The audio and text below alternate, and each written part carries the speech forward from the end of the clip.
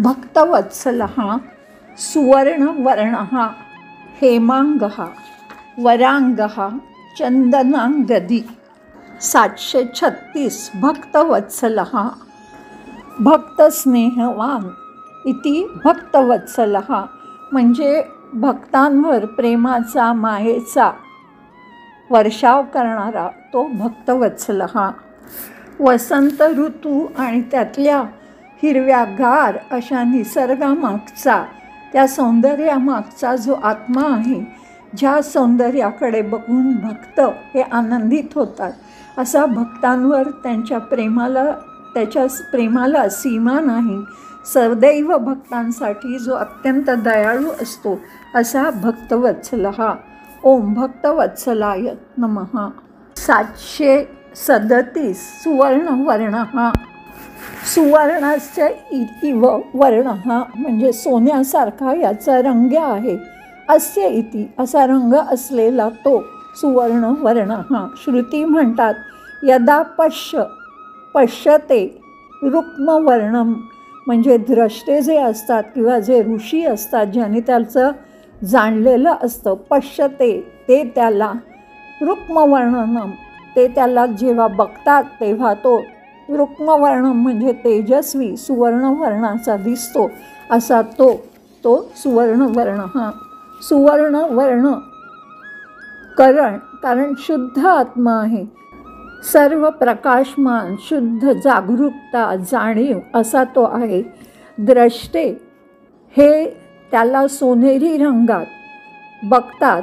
आत्मतेजस्वी स्वर्णिमेचा जेव्हा साक्षात्कार होतो तेव्हा त्या भक्तांना द्रष्टासुद्धा मीच आहे अशी अनुभूती होते आणि तो ज्ञानी माणूस गुण आणि दोषयुक्त सर्व कर्म त्यागून म्हणजे अलिप्त होऊन निर्मल होतो, सर्वोच्च स्थिती प्राप्त करतो, असा जो तो सुवर्णवर्ण।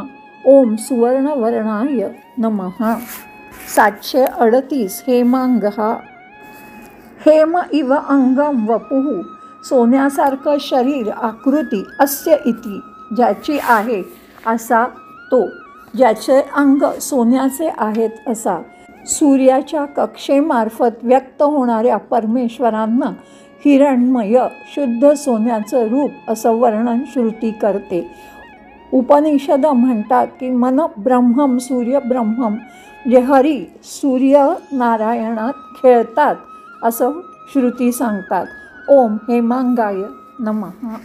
739 वरांगः वराणी शोभनानी म्हणजे सुंदर, अंग अंगानी भाग किंवा हात पाय अस्य इति असणारा तो वरांगः।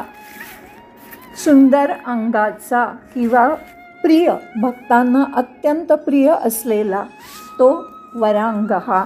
ओम वरांगाय नमः।